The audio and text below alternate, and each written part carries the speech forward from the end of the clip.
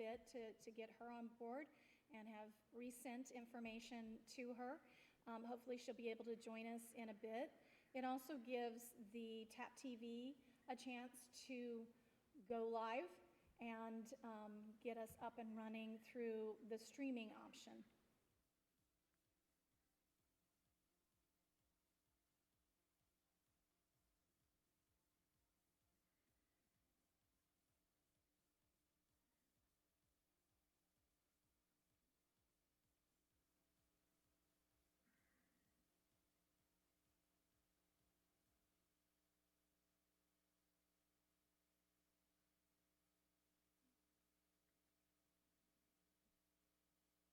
All right, so I've got the thumbs up that we are streaming on channel 23, and you can also stream us live from the city website like you normally would during a city council meeting. So first I want to welcome everyone to this evening's panel discussion. This isn't a council meeting. This isn't a decision-making event. What this really is an opportunity for our police chief and some of our community members to communicate what's going on with relations to gang violence and activities for our youth and prevention. And while we have various issues going on surrounding crime in our community, it's a really big subject. And so we thought it best to focus on portions of violent crime in our community and have meaningful discussions around individual issues. And so the idea is to potentially have additional panels on various different topics as the year goes on and really focus the panel on that particular issue. So tonight will be me guiding a discussion with our police chief and community members from various organizations working on youth prevention activities and recovery. So tonight's panel includes, oh, she made it in, yay, Davika Stalling from Lompoc's Boys and Girls Club, director, Pastor Gray with True Vine Bible Fellowship, Chuck Madsen, co-founder of Future and also a drug and alcohol abuse specialist focusing on teens and young adults. We had a few other community panelists who were supposed to attend but had something come up. So unfortunately, the panel shrunk a bit. And we have Chief Joe Mariani for the Lompoc Police Department with us. So what I would like to do is let each one of you introduce yourselves a little bit more, share why you are involved in the community the way you are and what your focus and passion is, and then we will move to this evening's discussion. So let's start with you, Mr. Madsen.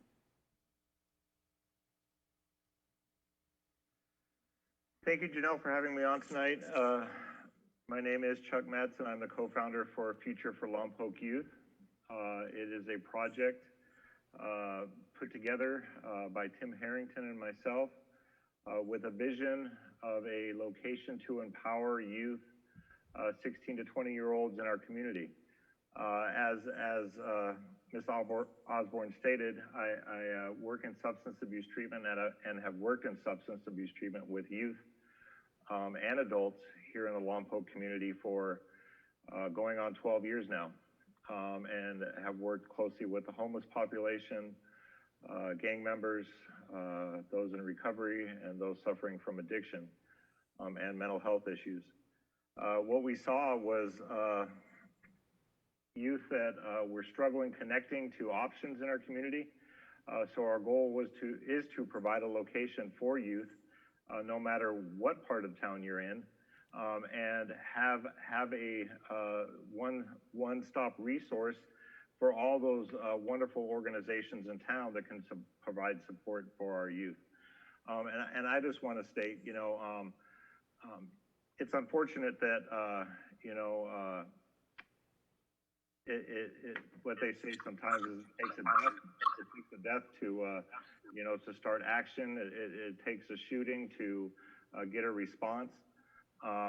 What I encourage is our community to come together, even when unfortunate, circumstances like this aren't happening, and support all the amazing organizations here in town.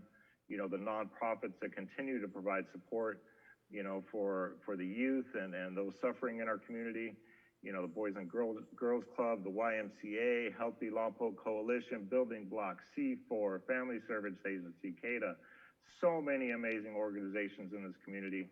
And, we need to support them. Lompoc is a wonderful community of some amazing people. And the only way that we're going to change this environment, for our youth is to come together, empower each other, check on each other, talk to the families that we know and stuff like that, and really support those youth in our community to have some options. It happens in our schools, it happens in those organizations that provide support to these youth, and we have to get them early. We have to provide options and make an impact in their lives early. We at Future don't like to look at them as gang members. We look at them as members of our community. They are our children, and our goal is to, provide a space where they can feel empowered and be members of our community. So thanks for having me on tonight. Thank you for that, Chuck, and your important work and interesting concept is something we are all waiting anxiously to see come to fruition, and we thank you for continuing to work on it despite the setbacks that 2020 presented. I'd like to turn the floor to Davika Stalling at the Boys and Girls Club to chat a little bit about herself, her background, and her motivation for contributing to the success of the youth in our community. Thank you, Janelle, and thank you for the invitation to be here. My sole reason for being involved in this panel and the things that I do in the community is simply to be a support and an advocate for our youth, as well as be a help in the process for finding a solution and taking our streets back. As you stated, I am the current unit director at the United Boys and Girls Club. I also serve as vice president for Future, as well as other numerous organizations that support our youth. And that is my sole focus, is our youth. So thank you again for having me. Thank you. And thank you for your patience getting into the meeting. And then one of our newest community members that is really excited to be here is Pastor James Cray with True Vine Bible Fellowship. And I was really excited about his energy that he was bringing to our community, and invited him to be a part of this because I think it's important to not only have the perspective of those of us who've lived here for a while or have been lifelong residents, but to also have some insight and fresh energy from new members of our community. So Pastor Cray, welcome, and please introduce yourself and talk a little bit about the work you're doing. Thank you, Janelle. I really appreciate it. I appreciate the opportunity to be here with you all tonight. As mentioned, I'm James Earl Cray, recently moved to the area from Southeast Georgia, more specific, Hazelhurst, Georgia. The first time I got here, I had opportunity to meet with Janelle and with the sheriff here or the chief of police here, and I've just been excited ever since then, just hearing about the youth and being connected to Davika and True Vine Bible Fellowship, and also meeting Chuck. It's just been an amazing privilege to be able to walk into a community and be accepted by those that have a desire and passion to help encourage, strengthen, and grow our youth. So I'm here, my sole purpose of being here tonight is to gain information and also to help in ideas and just figure out where I can help out with building the youth. I've been fortunate throughout my tenure in ministry to work primarily with young adults and youth, and I pray to be able to continue that through tonight's meeting and other ventures in the community. Thank you, and again, welcome to Lompoc. And what I'll do now is hand it over to Chief Mariani to do a little background on himself, and then launch into the discussion about where we are as a police department, as a community, how approaches we've taken in the past to deal with these gang issues and combat youth attraction to it, and then where he is working towards solving these issues. And from there, we will then bring it back to sort of a discussion around ideas and concepts that we need to, as a community, engage in to support not only the police department, but all of the local organizations working to prevent, recover, and stabilize our community. So, Chief Mariani, the floor is yours. Thank you, Mayor. I really appreciate the opportunity to be part of this panel and to be with the other distinguished panelists on this panel, people who do a lot for our community. Uh, you know, our most valuable resource in our community is our youth. They're the future, so it's important. And the police department here in Lompoc has had a history of engaging the community and being involved in programs to support the youth. I am a strong advocate of the United Boys and Girls Club. I also am a huge advocate of the Future program, and unfortunately the pandemic kind of stalled that. I thought we would be a little bit further on, but I think we will eventually, and that holds a lot of promise for this community. And when I look at what's happening in the community, you know, the police department's doing its very best to address the issues. And unfortunately, we haven't been able to engage the community. Not only is enforcement important, but engaging the community is also important. And even with the schools being shut down and having remote learning, well, we no longer have a school resource officer on campus. That was also a valuable tool in engaging the community. From an enforcement standpoint, we have been really challenged. And I don't want to beat this dead horse to death, but it's common knowledge that we are understaffed. We've made some great strides this past year, and I am hoping that we will reach our full strength by mid-year, if not by the end of the year, to meet what our authorized strength is of 47 officers. But to that point, it takes time. I had some very difficult decisions to make. I've been chief now just under 2 years, and faced with the staffing challenges, I had to make some pretty tough decisions. And we no longer have a community services section, which is critical. It promotes community engagement. It establishes those partnerships that are key to providing outstanding service. The other thing that we had to do is we had to shut down our gang unit, our narcotics unit, because we had to take those personnel and put them in patrol. Because at the end of the day, the most important thing is also to respond to calls for service. So I had to make those tough decisions. But as a result of not having personnel to do those critical selective enforcement issues, including the homeless liaison and including a traffic unit, you know, we see the price that we're paying. I'm not saying that enforcement is the answer, but the truth is, when I look back 6 years ago, we had 51 officers here, and we were dealing with a host of issues, but more importantly, we had all those selective enforcement details that also enhance public safety, and not just from an enforcement standpoint. So to that end, I keep working on it. You know, historically, the department had a gang unit, which was very successful. In 2005, the department entered into a gang injunction, and approximately a year and a half ago, 2 years ago, I came to a realization that that document was dated, and so it no longer gave us the legal basis to effect arrest under that injunction. So we ceased that. The other thing was that we used to use a shared database for gangs, and that came under scrutiny and challenge, and rightly so, because some records weren't being kept appropriately statewide, and there was a statewide moratorium as a result of AB 90 in 2018. So that also created a challenge for us. Currently, in the city, we're seeing a little spike in violent crime lately. We had a horrendous week last week, as everyone well knows. We had 4 shootings in less than 48 hours. That was a major strain for this department. And then, when you look at it, not only the loss of life, you know, we had a young man who went to get food at a taco stand who became the victim of a shooting. Any death, any injury is really intolerable. But, you know, we need to do better for our youth. I mean, parents should be able to send their kid to a store to get food and not have the fear that in doing so, they're going to be attacked, assaulted, or shot.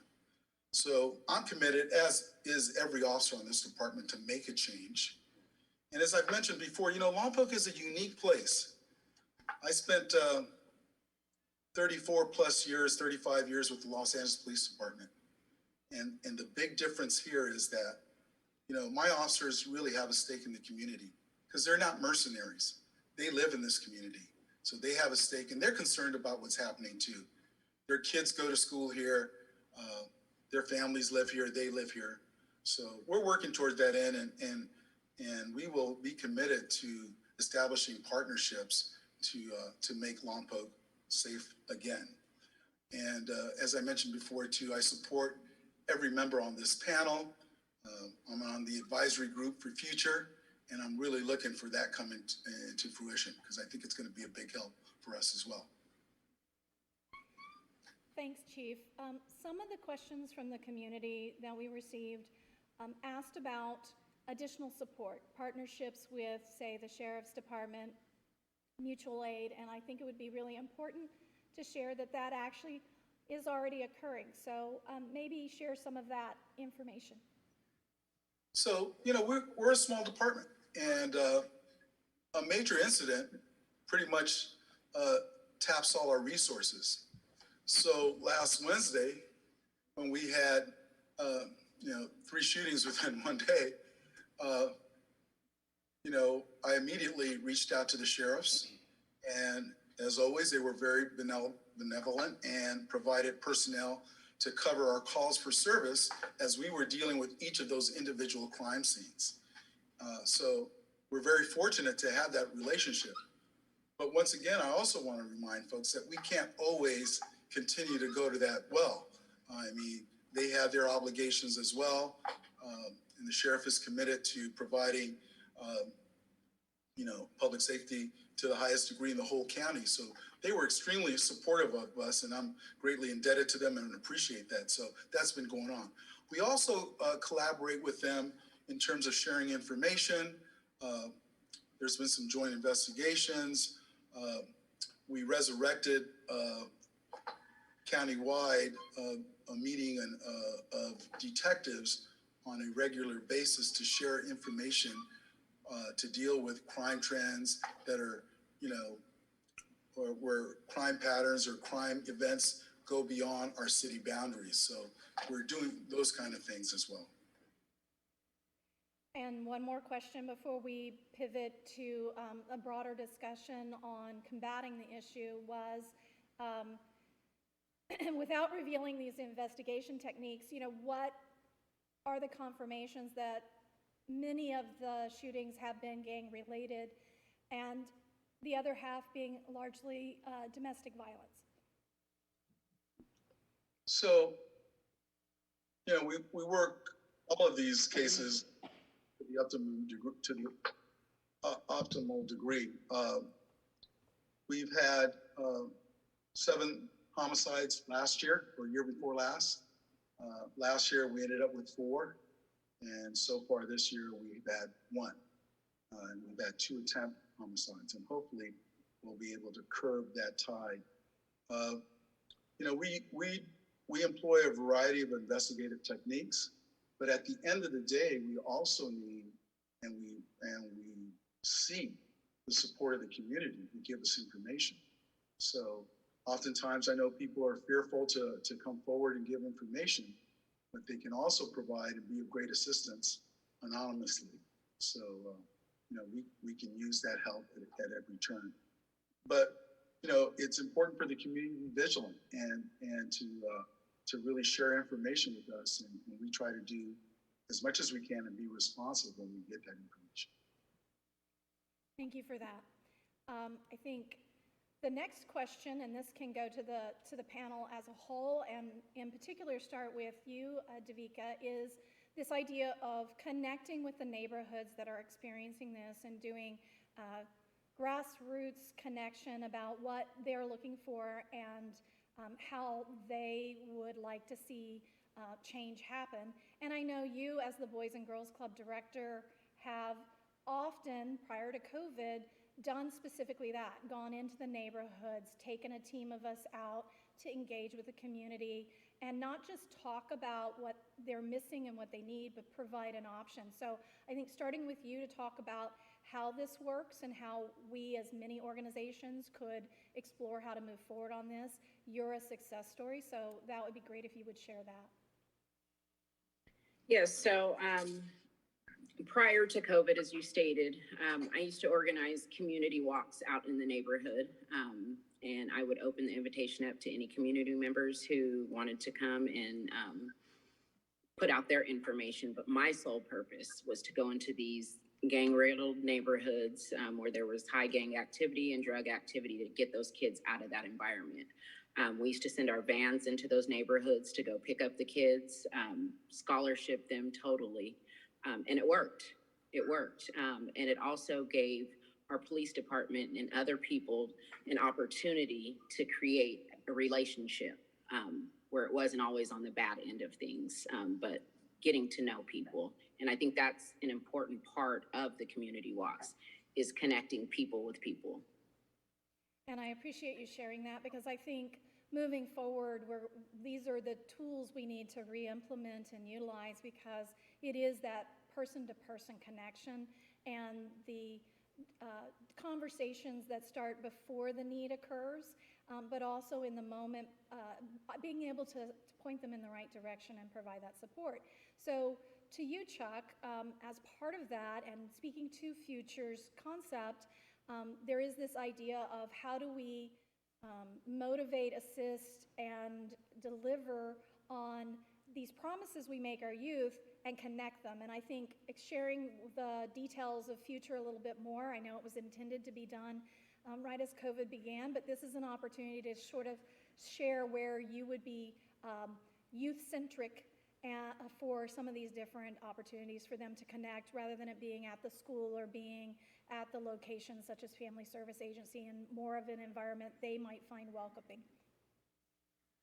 So we first took the perspective, you know, and I could share about Future all night. We first took the perspective that, you know, those areas of our community, you know, that continue to struggle are just as important as the areas that don't have these issues, and so are those youth.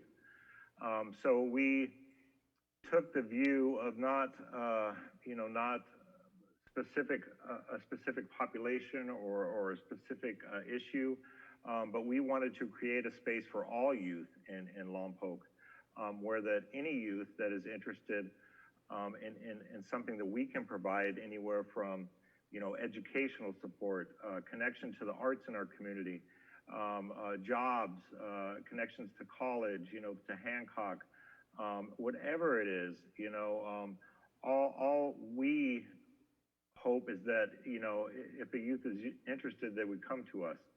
You know, I've worked in nonprofits for many years, and we work with what's called a referral, you know, and youth are sent to us, and necessarily they don't want to be there, but they're required to be there, you know, and we wanted to create an environment where youth wanted to be there, and to be able to provide any option, you know, for a future. And like Davika said, you know, COVID and the pandemic have affected our community in a way that we never could have predicted, you know, and it's affected our youth. I mean, I can't imagine, you know, growing up in the environment right now where, you know, my whole world is sitting in front of a screen, you know, attending class, you know, and not being able to engage in sports or activities, or, you know, those things that we, you know, are part of our development growing up, you know. So we know that as this pandemic hopefully, you know, lifts, you know, and hopefully get back to some kind of normalcy, there's going to be a huge population or a huge portion of our community that's in need, you know, and we're here, you know, Davika and Pastor Cray and all these wonderful organizations in town that have been struggling to survive during this time. We're preparing for that, you know. I just want to real quick say that, you know, when these things were happening, you know, when these circumstances were happening in our community, you know, unfortunately, I saw a lot of posts tearing apart, you know, our elected officials or those, you know, the chief or you know, who's doing what. As a member of the recovery community and as an addict, we believe that the drugs are just a symptom of a problem, and I truly believe that the violence in our community is just a symptom of a community struggling, and we have to come together as a community, all of us, and empower those organizations that are providing services to our kids and our youth, and people like, Davika and now there's C4 and, I could go on and on about all these amazing organizations in our town that are struggling to survive and make an impact. But if you're sitting there and you want to know what to do, or how you can help, please, reach out, shoot me an email and I'll hook you up with somebody in town that could really use your support. And that's futurelompoc@gmail.com, and we'll connect you with any of those wonderful organizations out there doing a thing. Sorry, I hope I answered that question. You did, and I think that is really what our community is looking for is not only what are we doing as electeds, what is our police department doing, what is each of these organizations doing, but ultimately what can each of us as an individual do to help, because this is a community and we know that we don't solve these problems in silos. We don't solve these problems by putting the burden on all of a single entity such as the police department. It really requires all of us to invest a portion of ourselves to change the lives of the children in our community. So to you, Pastor Cray, I invite you to add to this conversation and talk a little bit about where you see your ability to do education with our youth, education with our parents, look to provide those kinds of tools that we all need in order to be stronger in our relationship with the youth in our community.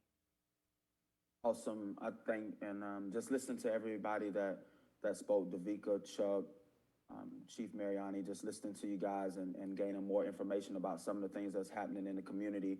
I think from the perspective of a pastor and faith-based organization, a church, obviously, I think obviously the very first thing that we can offer is prayer, right? I think that prayer will unify all different breeds of people and all different types of people, but to educate our young people and to educate our teenagers and even our young adults, I just want to be able to offer an opportunity of education from the place of experience. I've lived some of the lifestyles that are being lived in the community right now, and I think that I'm an example that if you take an effort and a step in the right direction of what God can do, number one, in your life in transition and transformation, but also what education can do. And I've heard stories of a lot of our kids, and obviously right now with the boredom of sitting in front of a computer all day, locked up in the house, there's a lot of challenges with continual education for our kids. So hopefully I can play a role and position in just sharing with kids that are younger, teenagers, and again, young adults, millennials, just sharing with them that I've experienced some of the same things that they're experienced. Minus going to school during COVID, some of the other temptations, some of the other challenges, being affiliated with gangs, being affiliated with drug addicts and with drug selling, that if it can turn for me, then it definitely can turn from them. So my education is from a standpoint of experience and being a voice to that experience, that look where I am now versus where I started at and the things that I experienced in my life. So prayerfully, my hope is through prayer, number one, as a faith-based organization, but then through my own experiences to be able to educate others about staying in school at a time like this. I think we got to really be intentional, especially with our teenagers, be intentional with them right now, because the thought process of just letting this go and giving this up in the midst of this pandemic and all that they're facing is probably rising amongst a lot of our teenagers. So we got to be very intentional. And I think I can be a voice to that intentionality to stand on track and stand in a line with getting your education right now. And then also, again, going back to the experience piece, I just know there's brothers and sisters out there that grew up in similar home situations like I did, are experiencing some of the things that I stepped out and experienced. And I just believe that I can be a voice as well as a relatable voice to a lot of them. Thank you for that, Pastor Cray. Back to you, Chief. There have been these questions about community policing and going above and beyond just the enforcement.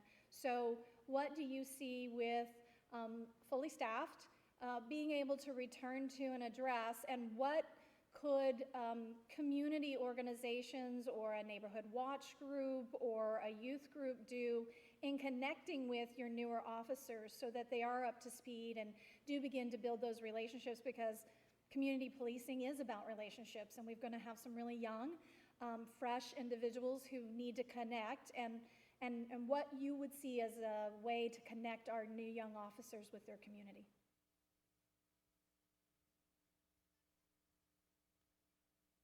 I think you're still muted. Yes, community policing is the responsibility of every member of the police department. And it's important too for our young officers to understand how important it is to build relationships.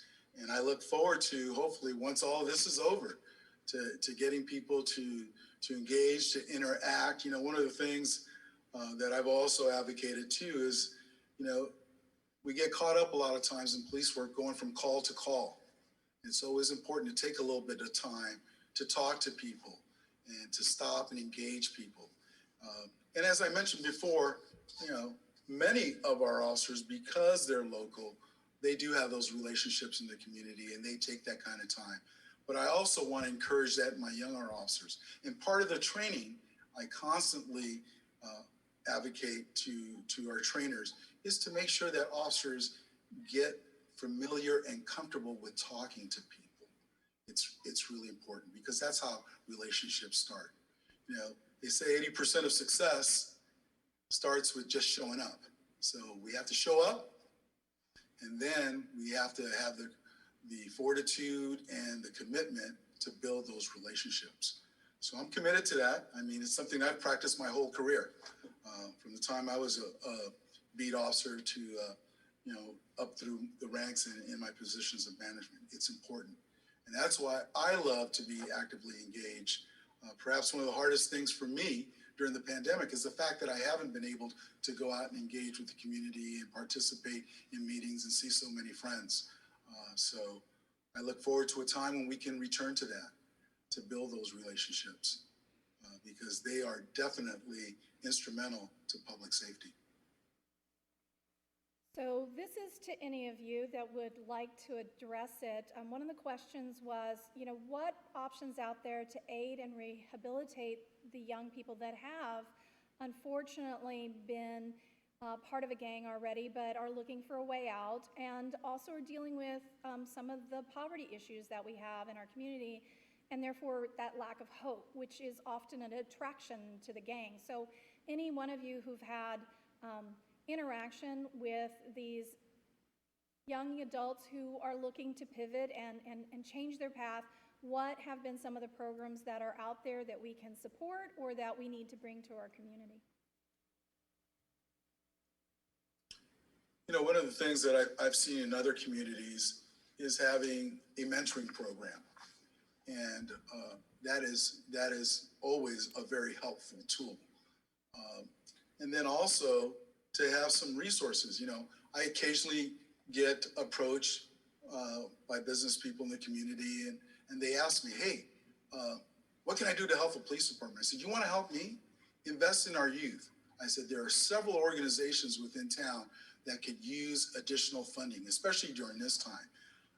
So I think it's important. Many of the faith-based groups also have some very strong youth programs.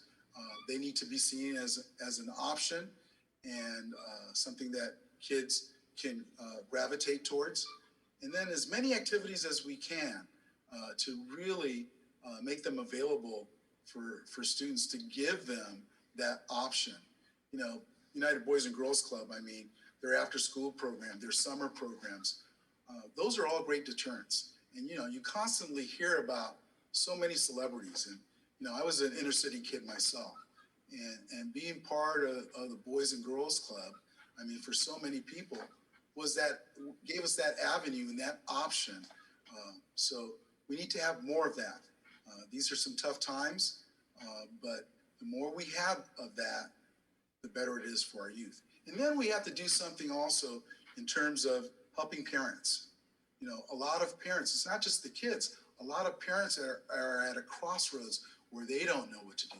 So we need to have more classes. We talk about mentoring for the youth. We also need to have some support for parents, to give them some guidance, to give them some referrals, to give them some resources where they can help themselves to, be the kind of parents that they need to be and want to be. Yeah, I'll dive in if it's okay too. Just having gone through the experience, I want to kind of follow up on what Chief was mentioning, that a lot of times our kids gravitate toward gang lifestyle or gang organizations because of the lack of camaraderie at home or the lack of camaraderie amongst their friends or peers or whomever. And one of the things that I think Chief said that's really key that I want to speak on is providing options and other opportunities. I think a lot of times when your opportunities are limited, maybe you had an older brother or older sister that was a gang member, and you see that the opportunities are limited and that's the only route, then that's the route you go. That seems like the right route. That seems like the family route. So I think one thing that we got to do and be intentional about in our city is making sure that we provide other opportunities, and that has to be a collective effort. One of the things I've seen working in ministry is that there's a divide between city and ministry a lot of times, this whole separation of church and state. So you don't have, this is very uncommon for me to have the mayor and the chief and community organizers with the pastor on the same panel and talking about ways that we can impact our youth and impact the parents. Either it's one organization trying to outdo the other organization. And I think once we get to a place where the churches first come together in the city and come together with the elected officials as well as the other community organizers, and we start to operate in unity and moving in the same direction, people don't usually gravitate towards something that seems to be going in 5 or 10 different directions. If you think about gang organizations, they all got on the same colors, they got the same mission, and they're going in the same direction. But when you think about churches, we got the Methodists over here and the Baptists over here and the non-denomination over there. And we got the mayor over here against the sheriff over here, against the chief over here. And you got the Boys and Girls Club against Future. And just speaking hypothetically, not that that's actually happening, but you got so many people going in different directions. Why would I gravitate towards something that's separated when this gang, again, is wearing the same colors, we got the same mission, and we're doing the same thing, even if it's the wrong thing? So I think once we get to a place, this is a phenomenal start, and I hope everybody that's watching, that they're seeing this start of unity, that there's no perfect time than right now for us to unify, to come together and show our young people, show our teenagers, our millennials, that there is another option, and that there's an option that's unified and that's working to better their lives as well as better the lives of their parents and their little brothers and sisters as well. Thank you so much for making such an excellent point, and I think that's the beauty that Future has presented to us, is this repository for information, for a collective place for all the different organizations and faith-based and civic organizations that want to wrap our arms around our youth and improve their lives. And you put it so eloquently of, you're right, we need to show our kids that there is this family that wants to support you, and that family is this community you live in, and we can do that. So I think that's an excellent step forward for us to utilize something like Chuck's group, Future, as a repository for information, from the faith-based groups to the after-school programs to, the civic organizations looking to support them, and then channel that information back out so that we're not feeling like the resources are hard to find, the connections are hard to find. To Chief's point about mentoring, you're right, it needs to be both with our youth as well as, often our parents need some additional support and tools. Maybe they didn't grow up in a household where they had these tools and therefore aren't able to share them on. And many of our faith-based organizations, many of our youth organizations can help do that. So I know we've put a lot on you, Chuck, but Mike's all yours. As you ask that question, what can be done now? Where can we, send those youth now? That's a difficult question to answer. during this current environment. And the first thing I think of is, us as individuals can start, that support for those, whether they be involved in gangs or whatever the issue is, by just being kind to one another, by reaching out, these families and these youth have neighbors and they're connected to other people and, they have support and they have, friends. One thing we learned as we started to put together Future, is we started to bring the youth together. We started to host forums with the youth that represent our community. And one of the questions we asked is, would you walk into a center if you were 16 years old, would you walk into our doors if you looked in and saw, a couple kids sitting there that were involved in a gang in our community?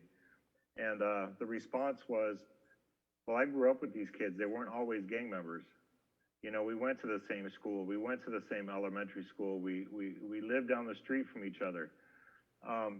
So I think it's bringing back that kindness to each other in our community, whether it be just reaching out to your neighbor, checking on your friends' kids, whatever it is, just opening up that door to, supporting one another in our community again. The beauty of Lompoc is we're small, and we're all connected. I like the chief, I came here from the San Fernando Valley, except he came here for work and I came here on high control parole, but I didn't know anybody in this community. I knew my grandparents, and I wanted to give back, and this community supported me, supported an addict and a felon and somebody who had struggled most of his life. And I've been able to just build a wonderful life here, and that's what we can give to our youth, that same opportunity. So it starts at home. I think it starts with at home in our own neighborhoods. And then it starts, if you know somebody that's struggling, a lot of those that, have joined gangs struggle with addiction, struggle with trauma, struggle with, financial insecurity, whatever it is. Connect them to those wonderful organizations like Family Service Agency, Coast Valley, Good Samaritan, CADA, that are doing work with youth in our community that have issues that they need to be talked about. Department of Behavioral Wellness has an amazing program here in town, and connect them. If you know that there's some issues going on, North County Rape Crisis and Child Protective Center, there's so many amazing organizations.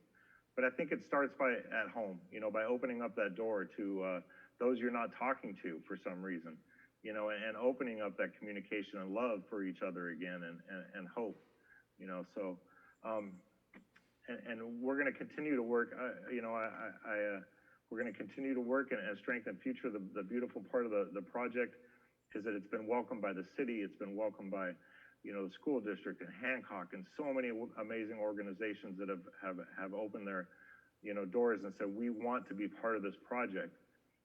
So we're working behind the scenes during COVID to make sure that there's a solid foundation, so that when we're ready to open doors, there's nothing going to stop us. We want this to be something that, changes, the youth in our community and our community as a whole when the time is right. It's a very difficult time for everybody, and we just need to stick together right now. Thank you, Chuck, for making that point about we're a small enough community to really solve this problem and address it positively, and to take the time that COVID has presented us to do better work at planning for how we come out of it and working together to identify what each of us needs so we can support each other and have a plan to hit the ground running. But you're right, that immediate need is a lot of our community's concern. So reaching out to each other, reaching out to the organizations that are supporting our youth, are supporting our parents, and finding out how you can contribute and what you can do at this time helps me as a leader hear what the success stories are and where I can help focus some of that energy. Again, from the city's perspective, I'm only one of 5. The mayor structure in the city of Lompoc does not put me with any decision-making powers independently of the rest of council. So any ideas, usage of funds, directions we might go, whether it's how we fund and what we fund in the police department, what we do in our recreation department as far as youth programs and supporting that, or just general support back into the community, requires it to be discussed publicly at a council meeting, requires at least 3 of us to agree and provide direction and identify funds to move those things forward. And again, no matter how much money we put into the police department or how many staff we have on board there, it's not the sole solution, as Chief said. It's not really about enforcement. It's about building community and communicating. So the partnerships that the community has, the ability for us to work with other nonprofits, other organizations, and our faith-based community is how Lompoc is going to recover and be more successful. And so I look forward to proposals, ideas, concepts as we enter budget discussions, what ideas are out there, what can be proposed. And I ask everyone to not just engage with these nonprofits and their churches and other organizations that are supporting it, but engage in your city council meetings. Right now, we're not open to the public, but we are on streaming just like this. We do put out our agendas 72 hours ahead of time, which is usually Friday by 5 o'clock on our website. So really start looking at this and participating as we begin budget discussions, because this will start in this month and progress over the next few months in order to focus on how we're using the funds that we do have despite the limited resources due to COVID. And our council is committed to quality of life, and not just for our youth, but for everyone, because if our children's lives are better, our lives are better.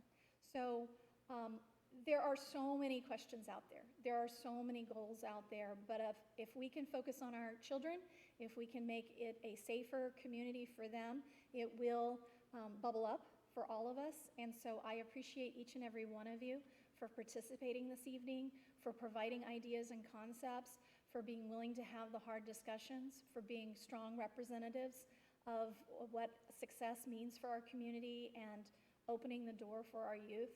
And I will work after this event to compile all the information and get it on our city website. So those of you who are looking to reach out to any of our organizations in the community can find that information in a centralized location.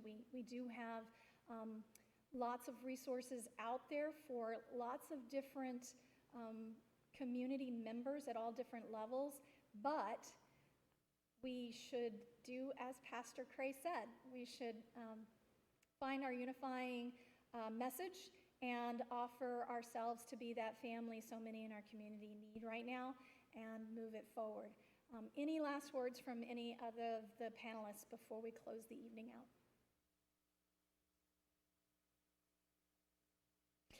Seeing none, I want to thank the community for joining us. I realize you would have preferred a Q&A, but with limited staff and with trying to make sure our panelists were prepared, we wanted to make sure we had the questions ahead of time. I'm looking at additional topics the community might like to hear on and expanding the format, and hope to do this once a month on various topics. So please provide feedback and support of the idea and what other topics you'd like to see presented by a panel of our community members. Be kind, be safe, be supportive, do what you can, be active, and I appreciate every single one of our community members, and each and every one of you makes our community very special. Have a wonderful evening, and tune in to the City Council meeting tomorrow night. Thank you all. Thank you, Janelle. Thank you, Janelle. Thank you, Chief. Thank you, Chuck, Davika. Thank you all. Absolutely. Thank you all. Hope to see Good to everybody see you, soon. Chief. Likewise.